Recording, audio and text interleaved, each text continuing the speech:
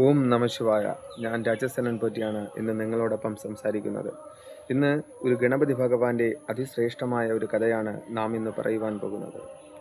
ഒരു നാൾ ബ്രഹ്മദേവനും വിഷ്ണുദേവനും കൂടി സാക്ഷാൽ ഭഗവാൻ പരമശിവനെ കാണുവാൻ കൈലാസത്തിലെത്തി. ബ്രഹ്മദേവനും വിഷ്ണുദേവനും സാക്ഷാൽ ഭഗവാനോട് ഇപ്രകാരം പറഞ്ഞു: അല്ലയോ ഭഗവാനെ, എല്ലാ ഈശ്വരന്മാർക്കും അങ്ങ് പരമശിവനാകുന്നു. എല്ലാ ദേവന്മാരിലും അങ്ങ് മഹാദേവനാണ്.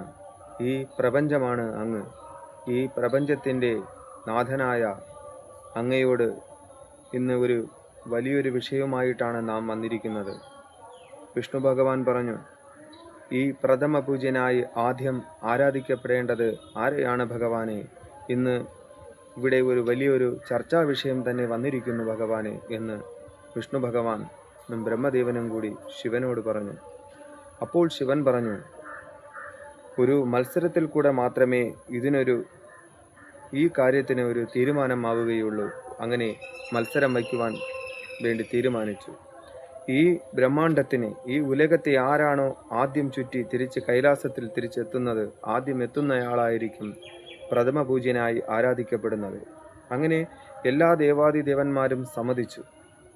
അങ്ങനെ സമ്മതിച്ചുകൊണ്ട് എല്ലാവരും അവരവരുടെ സൂര്യദേവനും ചന്ദ്രദേവനും അതുപോലെ തന്നെ ദേവേന്ദ്രന്മാരും ദേവഗണങ്ങളും ഭൂതഗണങ്ങളും സർവരും എല്ലാ ദേവാദിദേവന്മാരും അങ്ങനെ ഉലകം ചുറ്റുവാൻ വേണ്ടി ഇറങ്ങി. ഗണപതി ഭഗവാനും മുരുകനും എല്ലാവരും അങ്ങനെ ഉലകം ചുറ്റി. അപ്പോൾ ആദ്യം ഉലകം ചുറ്റി മുരുകൻ തിരിച്ചു വന്നു. അതിൻ്റെ കൂടെ ബാക്കിയുള്ള എല്ലാ ദേവാദിദേവന്മാരും തിരിച്ച് കൈലാസത്തിലെത്തി. എത്തിയപ്പോൾ ഗണപതി ഭഗവാൻ മാത്രം അവിടെ പോകാതെ അങ്ങനെ ഇരുന്നു. ഇരിക്കുന്നത് കണ്ടുകൊണ്ട് ചോദിച്ചു: അല്ലയോ പ്രഭോ, ഈ ഗണപതി ഭഗവാൻ മാത്രം എന്തുകൊണ്ടാണ് നമ്മോടൊപ്പം ഉലകം ചുറ്റുവാൻ വരാത്തത്? അപ്പോൾ മന്ദഹസിച്ചുകൊണ്ട് സാക്ഷാൽ വിഷ്ണു ഭഗവാൻ പറഞ്ഞു: ഈ പ്രപഞ്ചമാണ് തൻ്റെ മാതാപിതാക്കൾ എന്ന് ഗണപതി ഭഗവാൻ അറിയാമായിരുന്നു. അങ്ങനെ പാർവതിയെയും പരമശിവനെയും വലം വച്ചു. അങ്ങനെ ആദ്യത്തെ ഉലകം ചുറ്റിയിട്ട് ആദ്യം വന്നത് ഗണപതി ഭഗവാനാണെന്ന് പറഞ്ഞു.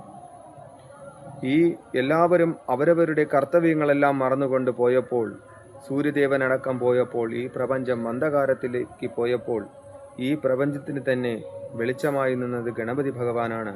കൈലാസത്തിൻ്റെ ഗിരിശൃംഗത്തിൽ അന്ധകാരം വ്യാപിച്ചപ്പോൾ ഒരു ദീപം കൊളുത്തി ഈ ലോകത്തിന് പ്രകാശമേകിയാണ് ഗണപതി ഭഗവാൻ. അങ്ങനെ ആ പ്രകാശമേകിക്കൊണ്ട് തൻ്റെ മാതാപിതാക്കളാണ് ഈ പ്രപഞ്ചമെന്ന് മനസ്സിലാക്കി ഗണപതി